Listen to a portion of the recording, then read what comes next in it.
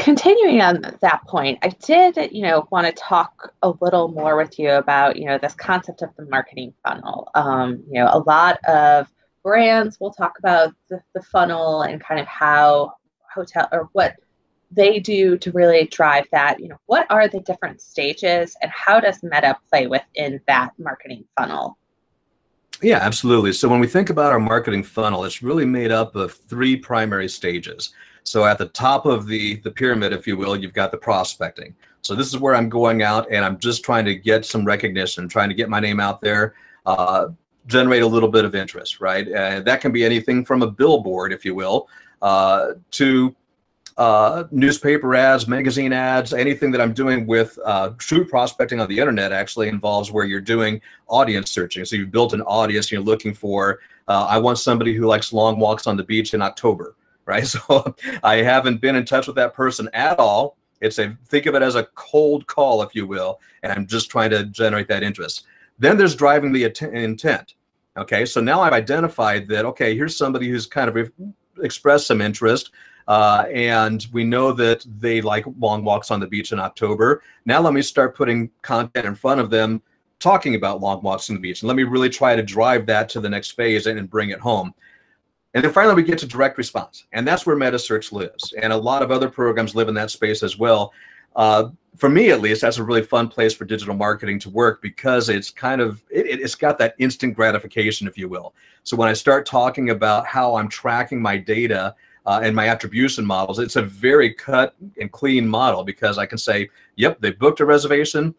It was last click, same session, and I can track that directly to the revenue. Whereas something from prospecting, it's a little hard because at that prospecting stage, there might be another 30 different websites or clicks or stages in between there. And what credit does that, does that first one get in that whole scheme of things? Direct response, though, is very easy to measure.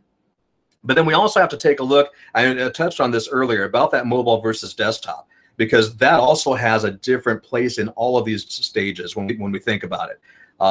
The spontaneity, right? If I'm driving down the road, I'm in my car and I'm looking for that roadside motel 5 miles down the road.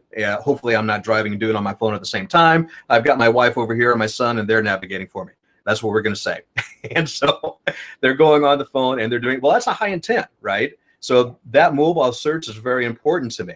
But what we see a lot of times historically is that while mobile traffic is going to exceed my desktop traffic, it also has a lower conversion rate most of the time.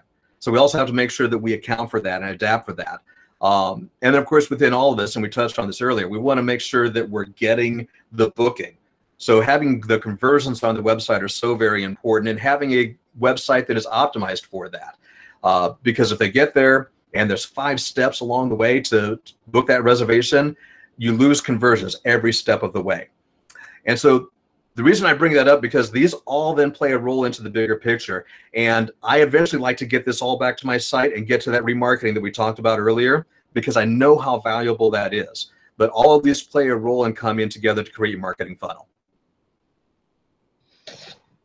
No, I think, that makes, when you break it down like that, that makes a ton of sense. And there is, that is why brands, OTAs spend millions and millions of dollars on Metasearch campaigns and making sure that they are competing with you. And, I think at the end of the day, you own your brand. And so it's really up to you to make sure that you're taking advantage of it. And, COVID has drastically, rocked the industry that is hospitality.